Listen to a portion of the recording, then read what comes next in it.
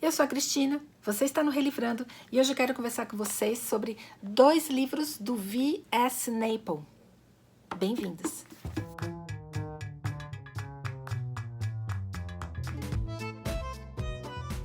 Eu quero conversar com vocês sobre o V.S. Naipaul. Desse autor eu li 2 livros, um deles eu li para o Desafio Livrada 2019, que foi esse aqui, Uma Curva no Rio.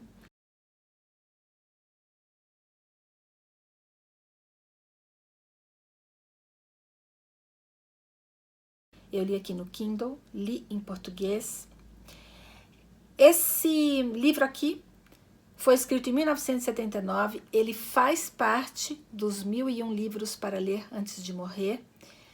Ele é considerado um entre os 100 maiores livros do século XX.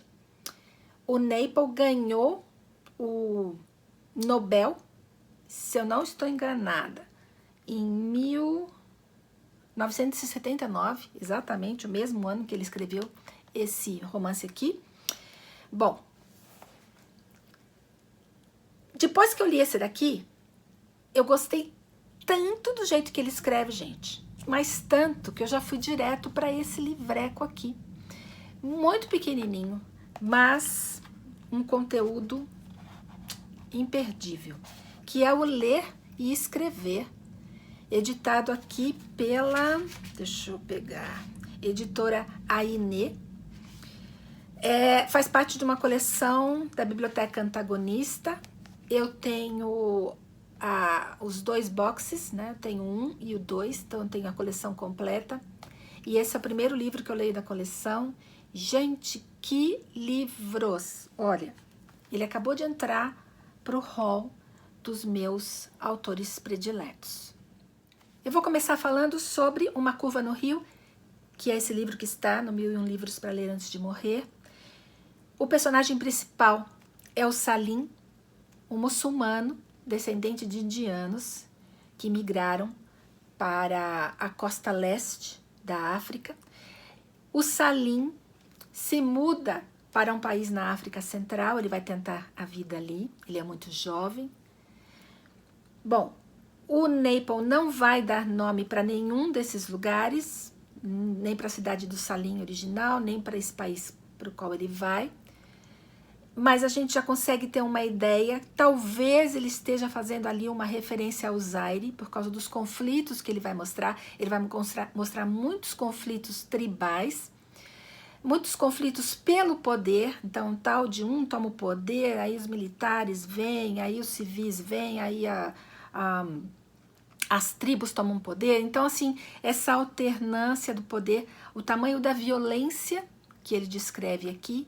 Então, a gente consegue fazer um paralelo, muito provavelmente com o Zaire. Inclusive aqui, no 1001 livros, vocês vão ver, na hora de ler sobre esse livro, vocês vão ver que ele faz referência a isso, né? A pessoa que está escrevendo. Então, eu achei muito interessante o texto pela qualidade literária, como esse escritor escrevia bem. Eu li esse livro para o Desafio Livrada 2019 como um autor que morreu em 2018. E é uma pena que ele tenha morrido, gente, porque ele deixou uma obra vasta, mas assim, como é bom ler um autor que escreve bem e que tem o que dizer. O Naipaul tem os seus senões, né? Então, assim, o politicamente correto hoje não gosta do Naipaul pela maneira como ele se refere aos lugares que ele descreve. Então, quando ele vai se referir aqui à África, aos povos da África, aos problemas que a África tem, ele não tem papas na língua. E ele não usa eufemismos, ele fala o que ele acha. Às vezes, com um pouco de preconceito, mas a gente tem que saber peneirar isso. E a gente tem que ver também que tanto o escritor como o personagem que ele está descrevendo aqui não nasceram no lugar, ou não pertencem àquele lugar que eles estão descrevendo. Claro, o Salim é africano, mas a família dele é indiana, assim como o próprio Naipaul. O Naipaul nasceu em Trinidad e Tobago, mas ele é de família indiana. Então, depois eu vou falar isso lá, quando eu falar dos livros de não ficção. ele fala sobre isso, né? Mas aqui o personagem dele mostra muito isso, essa coisa de ser de um lugar, mas ter como referência familiar um outro lugar muito distante dali que não tem nada a ver com o país que você vive. E isso ele vai mostrar também, não só no personagem principal, como nos personagens que rodeiam o Salim.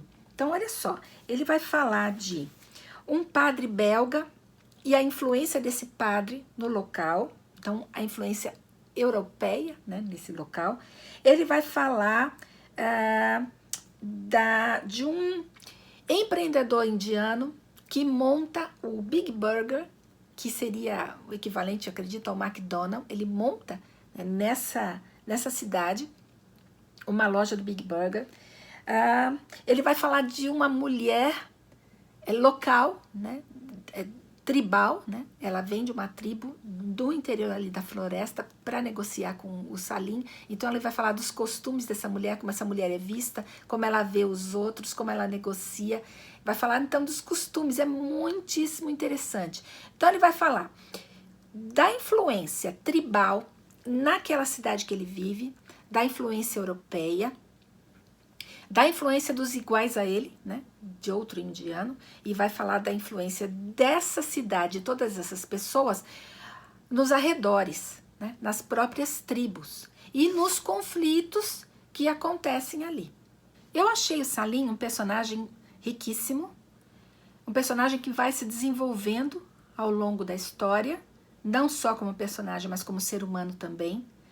Todos os outros personagens são muito plausíveis, são pessoas que você consegue visualizar e que você consegue conceber dentro daquele contexto que ele está explicando, que ele está demonstrando e descrevendo ali, ainda que às vezes essas pessoas pareçam deslocadas, mas elas fazem sentido dentro daquele contexto. Então, são personagens muito bem construídos. Então, além de tudo, ele consegue construir personagens muito bem.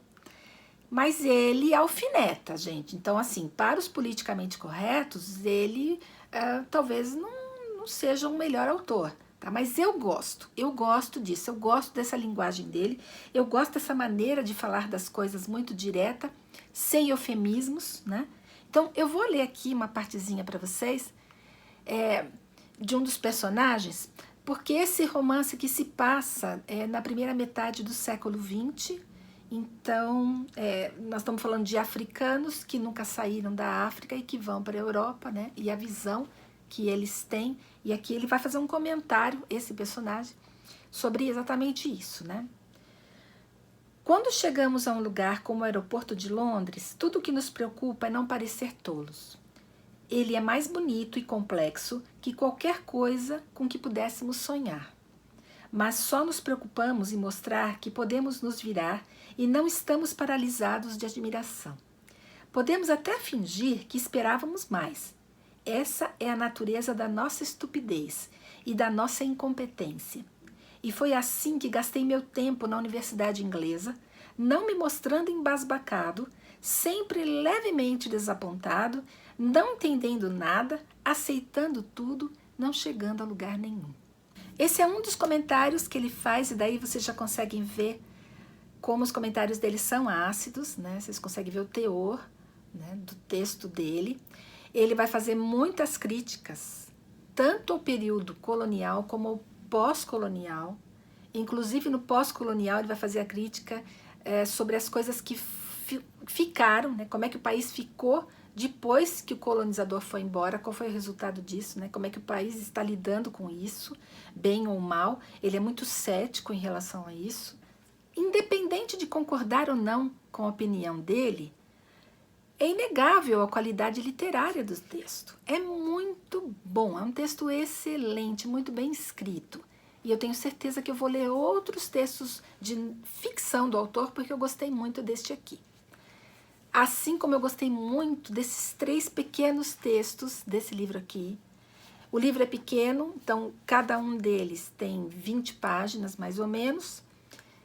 São textos de não ficção muito bons. O primeiro é o propriamente dito, né, o ler e escrever, em que ele vai contar a experiência dele como escritor, como foi que ele começou a escrever, como nasceu essa ideia de querer ser escritor. Aí ele vai contar todo o background dele, familiar, né, de onde ele veio, de onde vieram as ideias, o que significa ser um indiano, né, família indiana, nascido em Trinidad e Tobago, né, do outro lado do mundo, esse choque de culturas, né, e eu não sei se vocês já tiveram contato alguma vez na vida com os indianos, mas a cultura indiana é muito forte, então para onde quer que eles vão, eles levam a cultura deles. Eu tenho muito contato aqui com os indianos, contato assim, de longe, né, gente, porque eles não se misturam muito, não. Então eles, quando vêm para um país como os Estados Unidos, eles trazem tudo. Trazem bagagem, trazem filhos, trazem os pais. Muitas vezes o casal traz os pais dos dois lados. Moram todos num apartamento pequeno, como o meu, né, 2 quartos. São famílias muito unidas, né, que trazem a sua cultura, a sua religião, a sua comida, a sua vestimenta. Eles continuam se vestindo como se vestem na Índia. Então, pensa, você viver, né, e morar e crescer em Trinidad e Tobago, uma ilha aqui nas Américas, vindo da Índia, né? Então é isso que ele está descrevendo nesse primeiro texto. Então ele vai mostrar essa cultura e esse choque de culturas que formou ele como escritor. No segundo texto ele vai fazer uma crítica aos escritores que retratam a Índia pré-invasão muçulmana, né? Uma Índia que ele diz aqui que não existe mais. Então ele fala essa Índia romântica, essa versão romântica da Índia, né, que ele procura desmantelar. E ele vai contar também como é que ele foi convidado para escrever alguns textos, não só sobre os países que ele conhecia, mas sobre países que ele também não conhecia. Então isso é uma coisa muito interessante nesse texto aqui, muitíssimo bom. Agora, o terceiro texto é um discurso que ele fez para o Prêmio Nobel. Gente, que texto bonito e que desfecho de texto. Um dos desfechos mais interessantes que eu já vi para um discurso, porque ele fez uma analogia muito romântica mesmo, né? Essa visão romântica aqui de um prêmio, tá? De uma pessoa como ele recebendo um prêmio que ele considera grande, né? Como o Nobel. Bom, então é assim. 2 textos muito interessantes, o de não ficção e o de ficção. Esse aqui é mais um vídeo, então, para as dobradinhas, né? Para essa playlist de dobradinhas. Se vocês quiserem conferir os outros vídeos que eu fiz para outros autores, eu vou deixar, então, aqui na descrição do vídeo a playlist, tá? O link. E é isso. Eu espero que vocês tenham gostado. Se vocês gostaram, deem um joinha. Cliquem no sininho para receber notificações de vídeos que saem todos os sábados. Se vocês não clicarem no sininho, vocês não recebem notificações.